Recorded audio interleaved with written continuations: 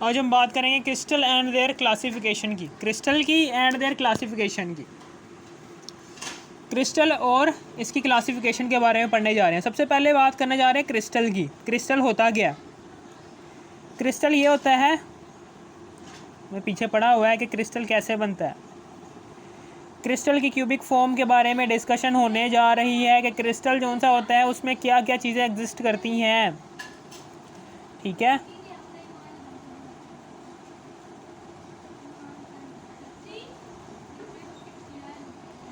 इसमें क्या क्या चीज़ें एग्जिस्ट करती हैं। ठीक है ना, सबसे पहली बात तो ये है कि इसमें साइड्स एग्जिस्ट करती हैं। ठीक है ना, समझ आ गई। ये ए साइड है, ये बी साइड है और ये सी साइड है। ठीक है ना, ए साइड के सामने वाले एंगल को कहेंगे अल्फ़ा, बी साइड के सामने वाले एंगल को कहेंगे ये क्या है, बीटा, और ये सी साइड है, इसके सामने वाले एंगल को इसको कहेंगे ये गीमा है। ठीक है, समझ आ गई। इसी तरीके से हम इसको क्रिस्टल के अंदर 3 साइड्स होती हैं और 3 ही एंगल्स होते हैं।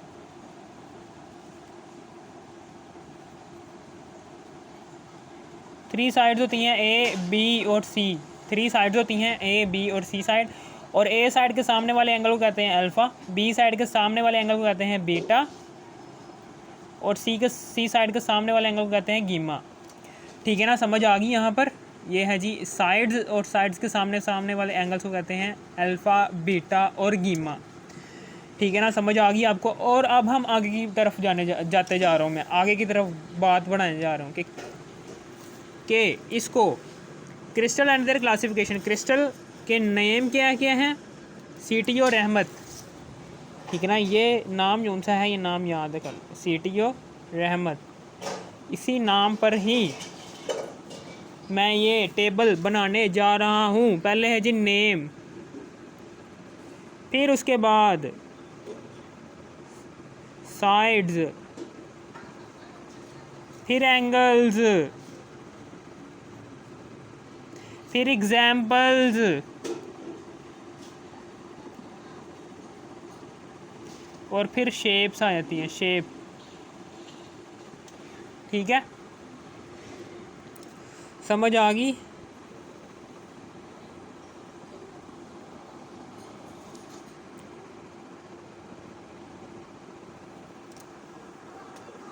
ये नेम, ये साइड, ये एंगल है, ये एग्जाम्पल्स हैं उसकी।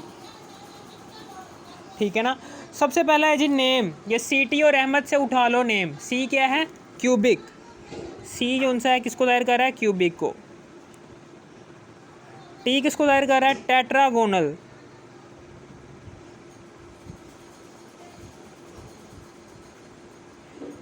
ओ किसको जाहिर कर रहा है, ऑर्थोरोम्बिक, ऑर्थोरोम्बिक।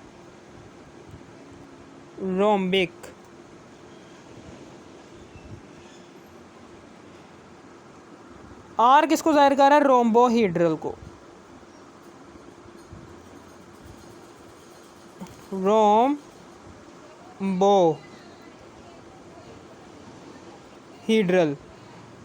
ठीक है ना, और फिर उसके बाद एच किसको जाहिर कर रहा है, हेक्सागोनल।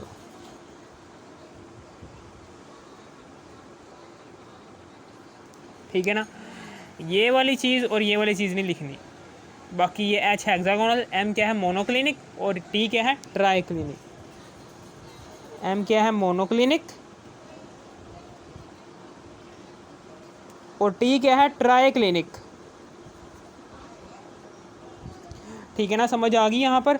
अब उसके बाद मैं क्या करने जा रहा हूँ, आगे की तरफ जाते जा रहा हूँ। मैं आगे की तरफ जाना चाहता हूँ। ट्राइक्लिनिक है। ठीक है ना, ये ई और ए ख़त्म हो गया, यहाँ पर 2 दफ़ा टी आ रहे हैं। आपको कैसे पता चलेगा ये टी टेट्राहीड्रल का है और ये टी जो सा है ट्राइक्लिनिक का है।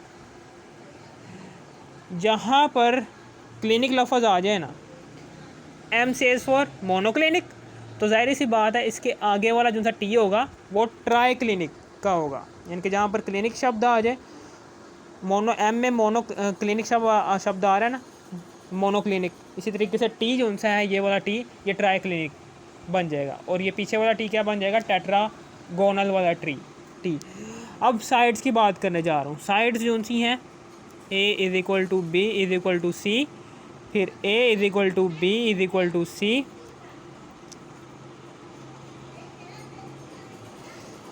सारी की सारी साइड्स को मैं सबसे पहले तो इक्वल रख देता हूँ, सारी की सारी साइड्स को इक्वल रख लिया, ये लो सारी की सारी साइड जो सी थी वो इक्वल हो गई। अब उसके बाद क्यूबिक में क्या होता है, क्यूबिक में सारी की सारी साइड जो सी होती है वो इक्वल होती हैं। इसमें बी और सी वाली साइड क्या होती है, नॉट इक्वल, कि इसमें दोनों ए और बी भी नहीं, इसी तरीके से ये सारी की सारी इक्वल होती हैं, यहाँ पर सी अनइक्वल होती है, और ये वाली दो भी अनइक्वल और ये वाली भी दो अनइक्वल, ठीक है ना। यहाँ पर अब लिख देना है all sides are equal, all sides are equal, all sides are not equal, all sides are not equal, all sides are not equal. A यहाँ पर लिखना है जी, A side is equal to the B side but C side is not equal to the B side. इसी तरीके से यहाँ पर लिख देना है कि A side is equal to the B side and B side is not equal to the C side, ठीक है ना। अब उसके बाद आगे की तरफ जाने जा रहा हूँ कि एंगल्स के बारे में, एंगल्स के बारे में डिस्कशन करने जा रहा हूँ। Alpha is equal to beta is equal to gamma, alpha is equal to beta is equal to gamma, alpha is equal to beta is equal to gamma. ये सारे के सारे जो उनसे ये 90 डिग्री के इक्वल ही होते हैं, 90 डिग्री 90 डिग्री 90 डिग्री। अब उसके बाद आगे की तरफ जाते जा रहा हूँ मैं कि ये जो सा है ना टेट्रा, इसमें alpha is equal to beta is equal to gamma तो होता है, लेकिन गीमा जो सा होता है ये 90 डिग्री से बड़ा होता है, ये 90 डिग्री से बड़ा होता है, एंड गीमा जो सा होता है ये 90 डिग्री से तो बड़ा होता है, और छोटा किससे होता है, 120 डिग्री से। Gamma is not equal to the 90 degree. और ये जो सा हेक्सागोनल, इसमें इस स्ट्रक्चर में, हेक्सागोनल के स्ट्रक्चर में क्या होता है, इसमें alpha is equal to beta होता है, और नीचे मोनोक्लिनिक में alpha is equal to gamma होता है। इसमें क्या होता है और इसमें क्या होता है, हेक्सागोनल स्ट्रक्चर जो सा होता है इसमें गीमा इज इक्वल टू होता है 120 डिग्री, कि यहाँ पर beta is not equal to the 90 degree, ठीक है ना। और सबसे नीचे की तरफ आ जाए यहाँ पर ट्राई क्लिनिक में,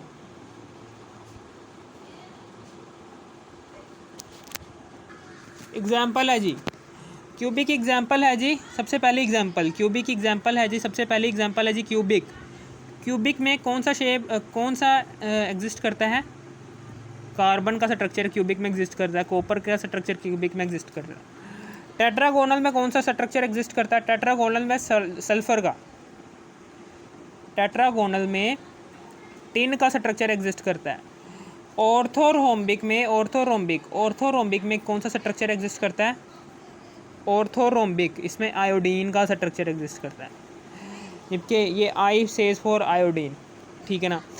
रोम्बोहीड्रल में सल्फ़र का स्ट्रक्चर एग्जिस्ट करता है। हेक्सागोनल में कौन सा स्ट्रक्चर एग्जिस्ट करता है, इसमें हेक्सागोनल में कौन सा स्ट्रक्चर एग्जिस्ट करता है, इसमें एग्जिस्ट करता है जी ग्रेफाइट का स्ट्रक्चर। मोनोक्लिनिक में शुगर का,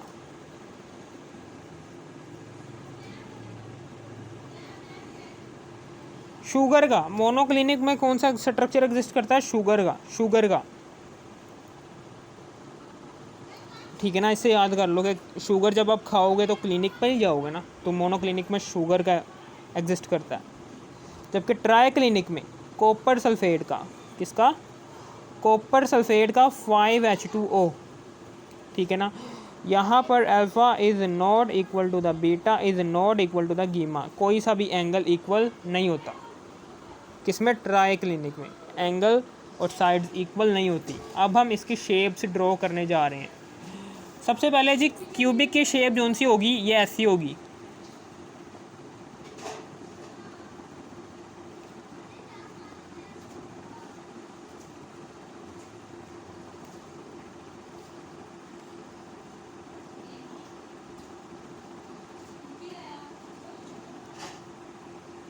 ये क्यूबिक की शेप ऐसी होगी, जबकि यहाँ पर टेट्रागोनल में जो सी इसकी शेप होगी वो ऐसी होगी।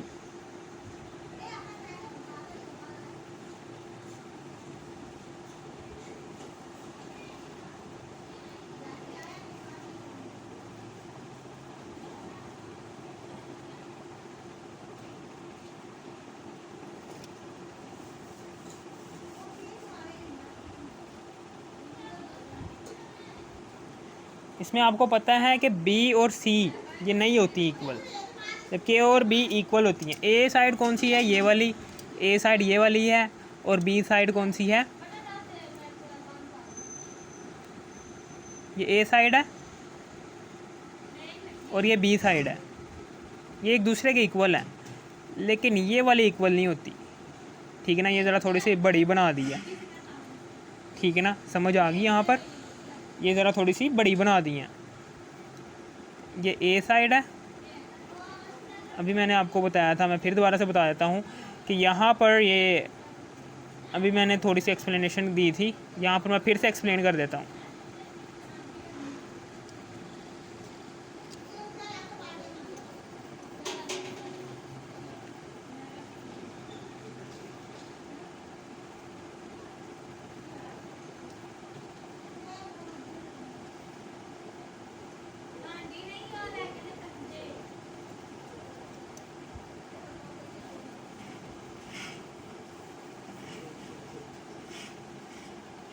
ठीक है ना?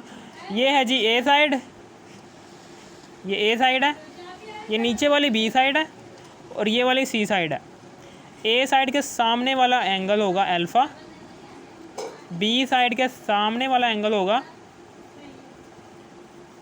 ये अल्फ़ा है, बी साइड है, इसके सामने वाला एंगल जो सा है वो बीटा है। और ये सी साइड है, सी साइड के बिल्कुल सामने वाला एंगल जो सा है ये गीमा है। Alpha beta gamma. ठीक है ना? ये ए साइड जो सी है, यहाँ पर देखें, यहाँ पर ए साइड जो सी है बी साइड के इक्वल है। ये वाली साइड जो सी है ए साइड, ये बी साइड के इक्वल है, जबकि सी साइड जो सी और बी साइड जो सी है ये बी साइड, ये वाली बी साइड ये इक्वल नहीं है। किसके? सी साइड के। बी साइड छोटी है, ये इस सी साइड थोड़ी सी बड़ी है। इसी तरीके से आगे ऑर्थोरोम्बिक में क्या है? इसमें कोई साइड भी इक्वल नहीं है।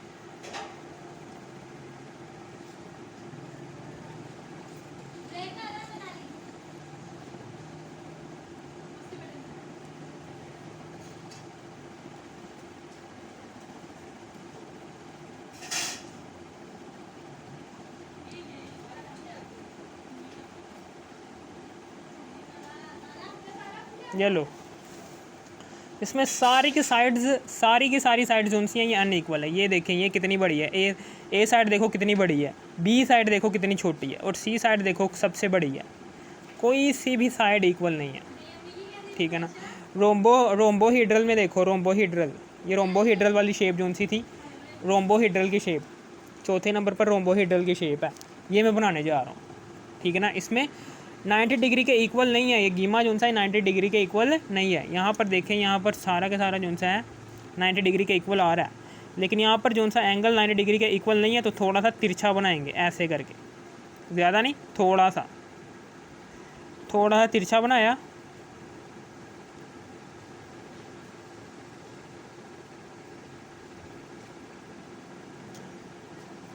थोड़ा सा तिरछा बनाएंगे, क्योंकि 90 डिग्री के ये इक्वल ऐसे करके है, लेकिन यहाँ पर ये इक्वल नहीं होना चाहिए।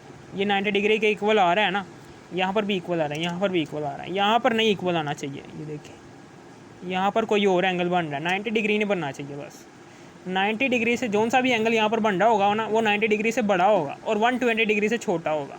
ठीक है ना? ये बात याद रखनी है। अब उसके बाद हेक्सागोनल स्ट्रक्चर होता है ग्रेफाइट का। हेक्सागोनल जैसे कि नाम से जाहिर है। ठीक है ना? हेक्सागोनल स्ट्रक्चर में बनाने जा रहा हूँ। वो कैसे होता है,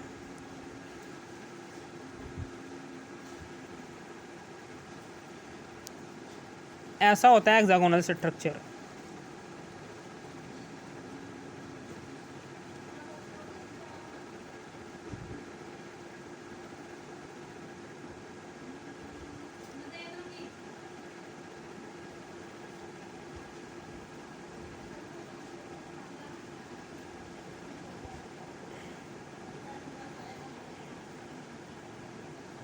इसी के सामने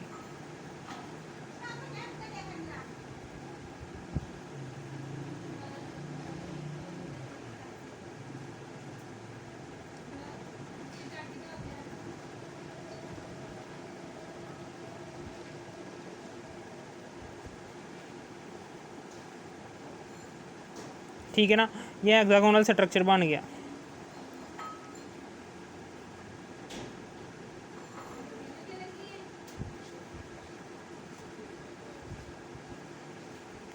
ठीक है ना, ये हेक्सागोनल स्ट्रक्चर बन गया ऐसे करके। ठीक है ना, जिसमें B is not equal to the C side. B side जो सी है वो इक्वल नहीं है जी सी साइड के। ठीक है, समझ आ गई। और यहाँ पर gamma is equal to 120 degree है, जबकि alpha is equal to beta. ये ग्रेफाइट का स्ट्रक्चर बना दिया मैंने, हेक्सागोनल स्ट्रक्चर। मोनोक्लिनिक का स्ट्रक्चर कैसा होता है, मोनोक्लिनिक का स्ट्रक्चर ऐसा होता है, ऐसे फिर ऐसे,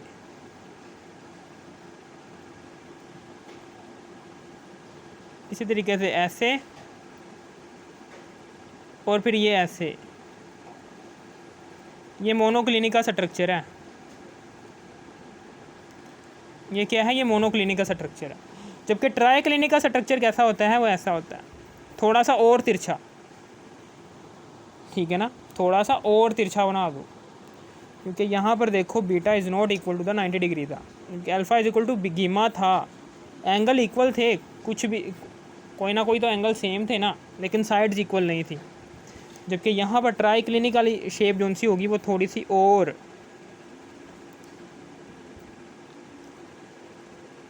ऐसी बन जाएगी।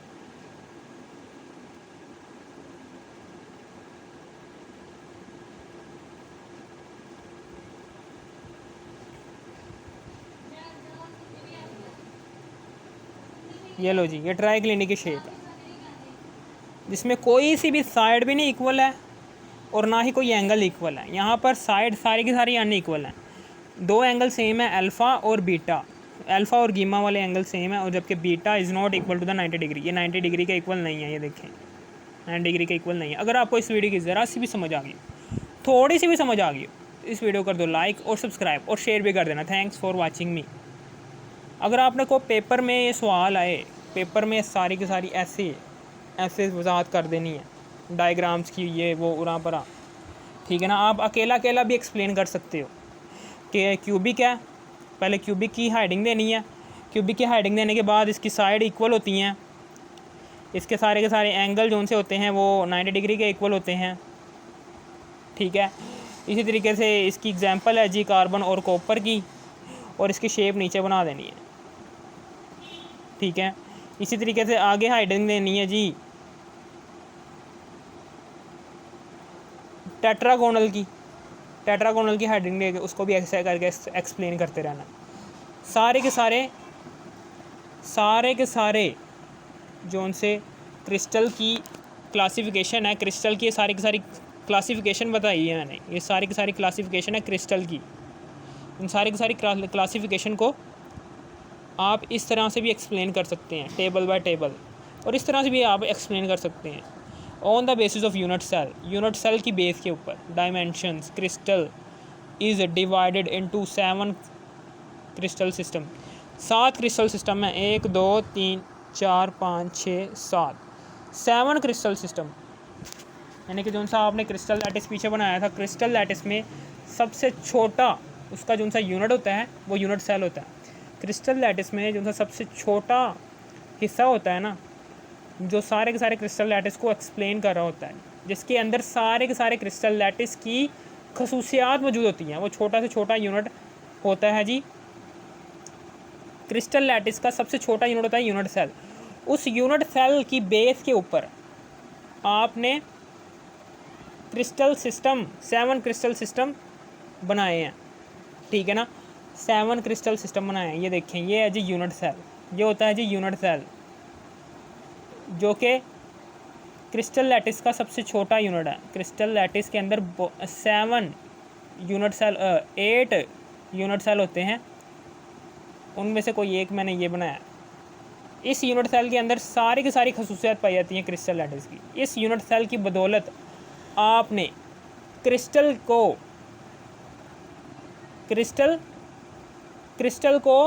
7 डिफरेंट टाइप्स में डिवाइड कर दिया, ठीक है ना। क्रिस्टल के अंदर क्रिस्टल के अंदर जो सा है वो क्रिस्टल लैटिस पाया जाता है। क्रिस्टल लैटिस के अंदर सबसे छोटा यूनिट होता है, उसे कहते हैं यूनिट सेल। उस यूनिट सेल को बेस बनाते हुए क्रिस्टल को आपने डिवाइड कर दिया है 7 सिस्टम्स में। वो सारे के सारे सिस्टम्स आपने यहाँ पर एक्सप्लेन कर दिए। अगर आपको इस वीडियो की ज़रा सी भी समझ आ गई, थोड़ी सी भी समझ आ गई हो, इस वीडियो कर दो लाइक और सब्सक्राइब और शेयर भी कर देना। Thanks for watching me.